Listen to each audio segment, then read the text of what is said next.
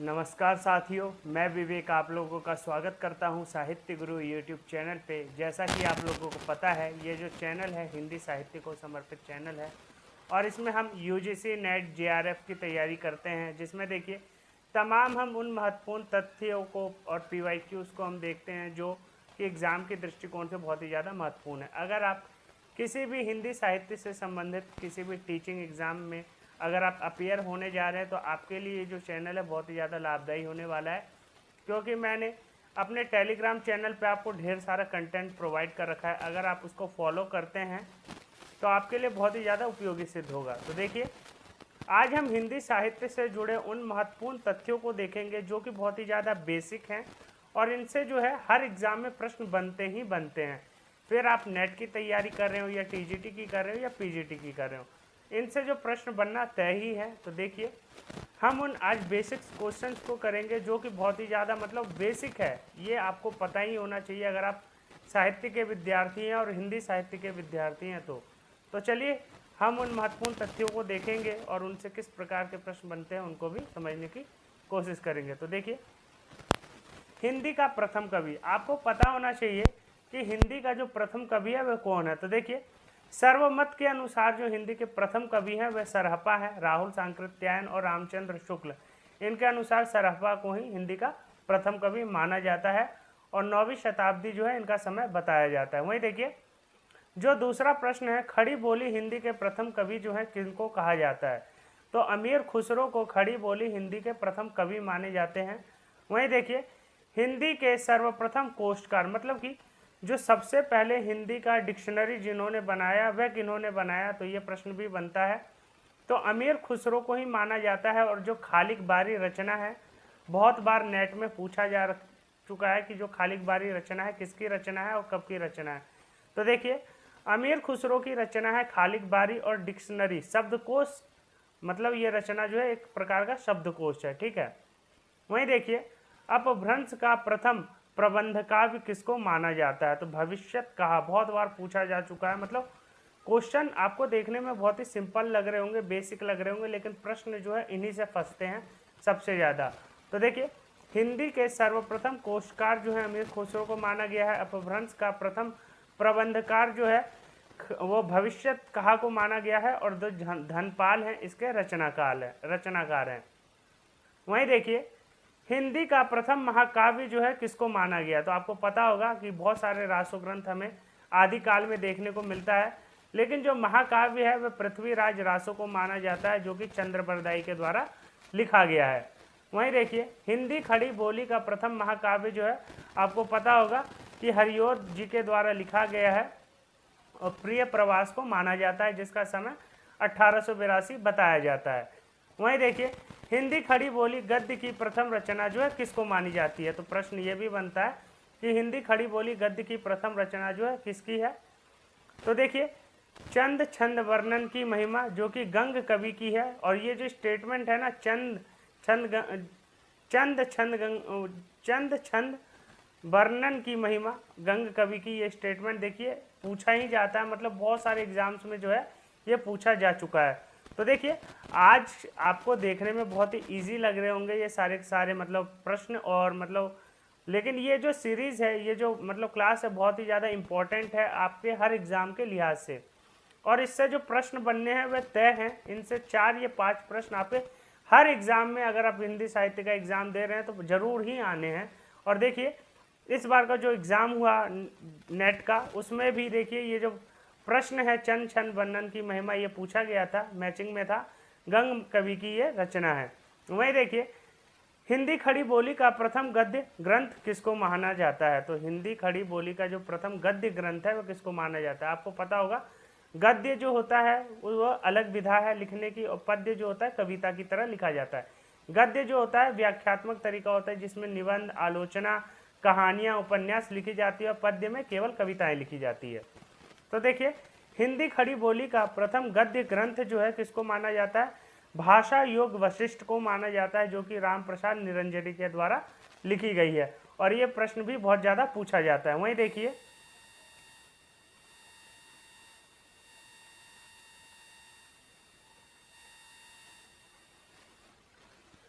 शुद्ध एवं परिमार्जित बोली के प्रथम लेखक जो हैं कौन है? राम प्रसाद निरंजनी हैं। वहीं देखिए हिंदी काव्य में सर्वप्रथम 12 मासा वर्णन जो है हमें विशलदेव रासो में देखने को मिलता है, जो कि नरपति नाल की रचना है।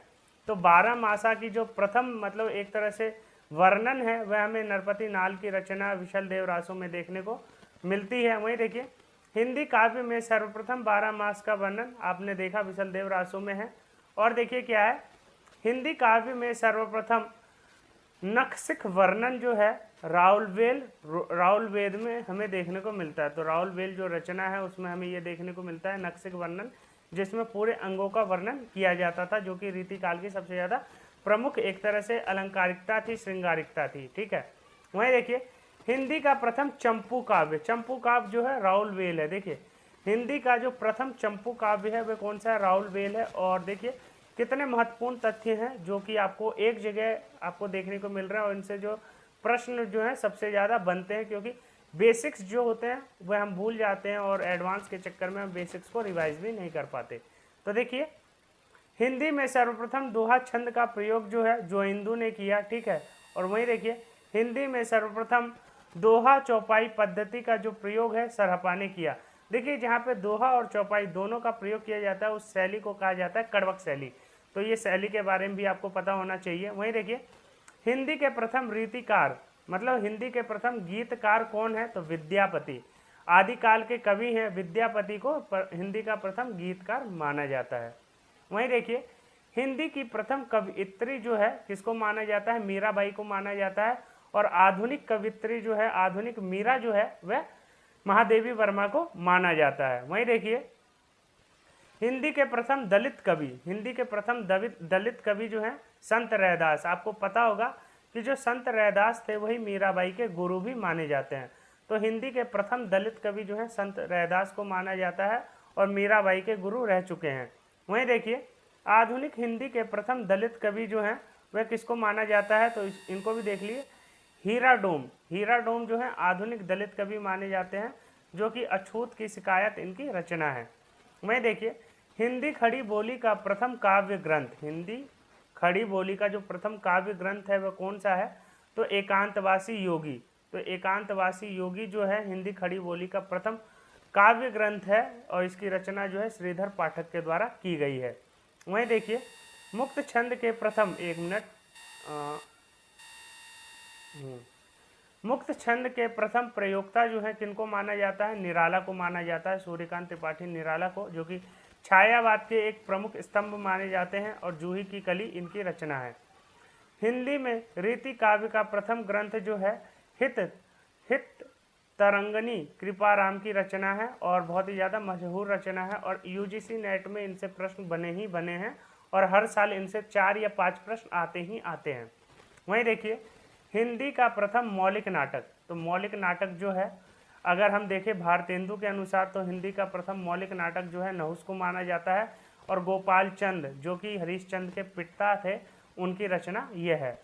वहीं देखिए हिंदी का प्रथम अभिनीत नाटक मतलब जिसका अभिनय किया गया हो, स्टेज पे परफॉर्म किया गया हो, तो वह नाटक था जानकी मंगल। जिस नाटक को पहली बार स्टेज पे खेला गया वह नाटक था पहला हिंदी का जानकी मंगल, जिसका मतलब रचनाकार है शीतला प्रसाद त्रिपाठी। तो शीतला प्रसाद त्रिपाठी की रचना है जानकी मंगल। हिंदी की प्रथम एकांकी, तो हिंदी की प्रथम एकांकी जो है एक घूट को माना जाता है जो कि 1928 की रचना है और जयशंकर प्रसाद जो है इसके रचनाकार माने जाते हैं। छायावाद का प्रथम काव्य संग्रह जो है झरना को माना जाता है जो कि जयशंकर प्रसाद की ही रचना है। और हिंदी की प्रथम अतुकांत रचना जो है मतलब अतुकांत रचना जो है प्रेम पथिक को माना जाता है और यह भी रचना जो है जयशंकर प्रसाद की मानी जाती है। वहीं देखिए हिंदी का प्रथम गद्यकार, हिंदी का प्रथम जो पहला गद्य काव्य है वह किसको माना जाता है? तो साधना, जो कि रामकृष्ण दास की रचना है और साधना को हिंदी का प्रथम गद्य काव्य भी माना जाता है। तो यह भी पूछा जा सकता है कि हिंदी का प्रथम गद्य काव्य किसको माना जाता है? तो साधना को माना जाता है और इसके रचनाकार जो है रामकृष्ण दास को माना जाता है। वहीं देखिए आचार्य शुक्ल के अनुसार हिंदी के प्रथम मौलिक कहानीकार जो है मतलब पहली मौलिक कहानी जो है कौन सी है? तो इंदुमती को पहली मौलिक कहानी मानी जाती है। मतलब इसका जो है कोई अनुवाद नहीं किया गया था, इसको मतलब रचनाकार ने अपने दिमाग से मतलब अपनी सोच के हिसाब से लिखा था और इसको पहली मौलिक रचना मानी जाती है हिंदी की, और इसको रामचंद्र शुक्ल के द्वारा स्वीकार किया गया है। और किशोरी लाल गोस्वामी जो हैं इस रचना के मतलब रचनाकार हैं। हिंदी की प्रथम मौलिक कहानी जो है एक टोकरी भर मिट्टी को माना जाता है, और ये जो रचना है माधवराव सप्रे के द्वारा लिखी गई है। वहीं देखिए हिंदी की प्रथम वैज्ञानिक कहानी जो है चंद्रलोक की यात्रा। तो पहली वैज्ञानिक कहानी भी पूछी जा सकती है, कौन सी है? तो चंद्रलोक की यात्रा, जिसके रचनाकार जो है केशव प्रसाद हैं। वहीं देखिए हिंदी की प्रथम दलित कहानी अगर हम देखें तो वचनबद्ध, जो कि सतीश मुक्ति स्मारिका की रचना है और 1975 ईस्वी में इसका प्रकाशन हुआ था। तो देखिए ये जितने भी महत्वपूर्ण तथ्य थे मैंने आपके सामने सारे रख दिए, और देखिए और भी महत्वपूर्ण तथ्य हैं जो कि आपको जानने चाहिए, क्योंकि आपने शायद ही इन महत्वपूर्ण तथ्यों को दूसरी जगह देखा होगा, क्योंकि ये महत्वपूर्ण तथ्य जो हैं आते ही आते हैं।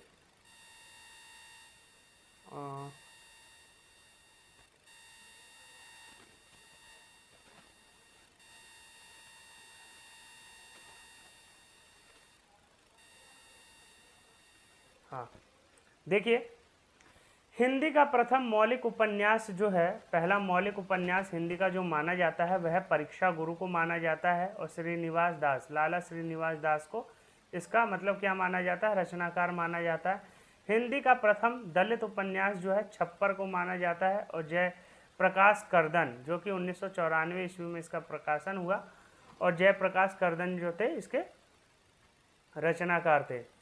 हिंदी की प्रथम महिला उपन्यासकार जो है साध्वी सती प्राण अबला, इसको माना जाता है, और मल्लिका देवी जो मतलब देखिए जो हिंदी का प्रथम महिला उपन्यास है उसका नाम है साध्वी सती प्राण अबला, और रचनाकार हैं मल्लिका देवी और सुहासिनी। 1890 में इसका प्रकाशन हुआ है। ठीक है, देखिए ये थोड़े कठिन क्वेश्चन है तो आप इसको थोड़ा अच्छे से देख लेना, क्योंकि इनसे प्रश्न कम पूछे गए हैं लेकिन जानना जरूरी है।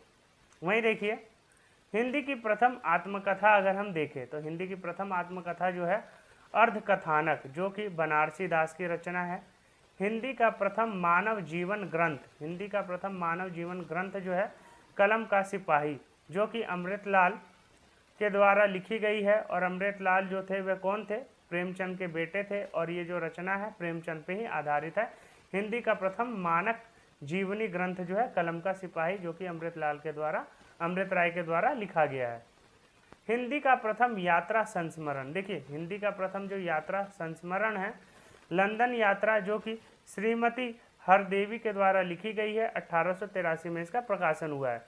हिंदी का प्रथम रिपोर्टाज, देखिए हिंदी का प्रथम रिपोर्टाज जिसको इंग्लिश में रिपोर्ट कहते हैं ना, लक्ष्मीपुरा को माना जाता है, और शिवदान सिंह चौहान जो है इसके रचनाकार हैं। वहीं देखिए हिंदी का प्रथम संस्मरण ग्रंथ अगर हम हिंदी का हम पहला देखें तो पद्म पराग को माना जाता है, जो कि पद्म सिंह शर्मा के द्वारा लिखी गई है। ठीक है, वहीं देखिए हिंदी की प्रथम महिला आत्मकथा अगर हम देखें तो मेरी जीवन यात्रा, जो कि जानकी देवी बजाज की रचना है।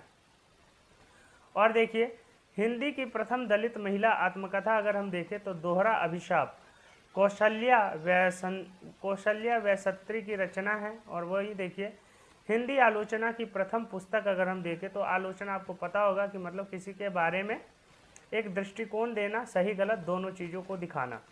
तो हिंदी की प्रथम आलोचना की पुस्तक अगर हम देखें तो समालोचना समुच्चय, जो कि महावीर प्रसाद द्विवेदी की रचना है और बहुत ही अद्भुत रचना मानी जाती है। हिंदी की प्रथम तुलनात्मक आलोचना अगर हम देखें कि मतलब दो लोगों में या दो चीज़ों में जो तुलना की गई है वह आलोचना देखें तो है बिहारी और शादी, पद्म सिंह शर्मा की रचना है। वही देखिए हिंदी नाटक का प्रथम सैद्धांतिक ग्रंथ, जो नाटक के ऊपर एक ग्रंथ लिखा गया है पहला, वह कौन सा है? रूप रहस्य। तो रूप रहस्य जो है पहला सैद्धांतिक नाटक ग्रंथ माना जाता है, और श्याम सुंदर राज जो है इसके रचनाकार माने जाते हैं। हिंदी के प्रथम व्याकरणकार जो हैं जे कैटलर हॉलैंड, हिंदुस्तानी ग्राम डच भाषा में लिखी गई है। वहीं देखिए हिंदी भाषा में हिंदी का प्रथम व्याकरण जो है हिंदी भाषा का व्याकरण लिखा गया है, और 1827 में इसका प्रकाशन हुआ। लेखक जो थे पादरी एम टी आलम जो थे इसके रचनाकार थे। हिंदी का प्रथम भारतीय व्याकरण देखें तो पंडित श्रीलाल भाषा चंद्रोदय 1855 ईस्वी में लिखी है। वही देखिए राजभाषा आयोग के प्रथम अध्यक्ष जो थे बाला साहेब गंगाधर खेर को माना गया है। वहीं देखिए हिंदी साहित्य परिषद के प्रथम अध्यक्ष जो हैं पुरुषोत्तम दास टंडन को माना गया है। राष्ट्रीय नाट्य विद्यालय के प्रथम अध्यक्ष जो थे इब्राहिम अलकाजी को माना गया है। और हिंदी में प्रथम डी लिज उपाधि प्राप्तकर्ता जो थे डॉक्टर पीताम्बर दत्त खड़गवाल को माना गया है, बड़खवाल को माना गया है।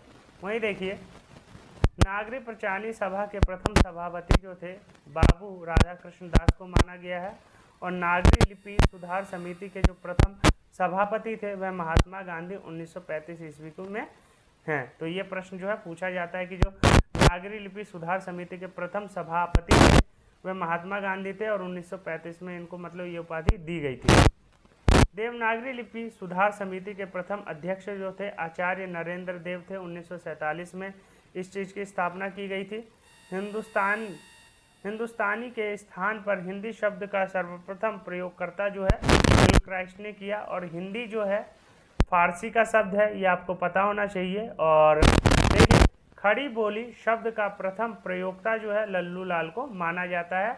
और ये जो थे मतलब इन्होंने हिंदी के मतलब व्याकरण को सुधारने में अपनी बहुत ही ज़्यादा अहम भूमिका निभाई है। तो देखिए यही सारे जो थे महत्वपूर्ण तथ्य थे जो कि मुझे आपके साथ साझा करने थे। और इन तथ्यों को अगर आपने याद कर लिया तो आप टीजीटी, पीजीटी, नेट किसी भी एग्ज़ाम को दे रहे हो इनसे जो है सबसे ज़्यादा प्रश्न आपको देखने को मिलेंगे। और ये प्रश्न जो है हर जगह पूछे ही जाते हैं।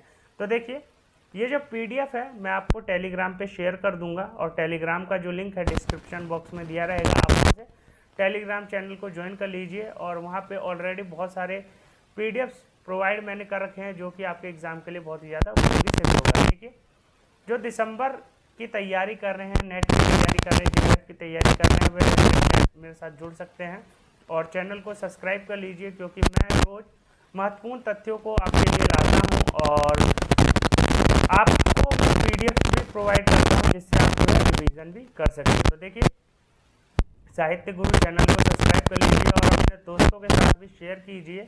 और आपको अच्छा लगा हो तो लाइक, सब्सक्राइब और कमेंट ये तीनों चीज़ कीजिए। इससे होता क्या है कि जो वीडियो होती है वो मतलब एक अच्छा फीडबैक मिलता है तो जो बनाने वाला है उसको भी अच्छा लगता है और आपको भी अच्छा लगेगा। देखिए और भी ऐसे अच्छे कंटेंट के लिए जुड़े रहिए और साहित्य गुरु चैनल को सब्सक्राइब कर लीजिए। धन्यवाद।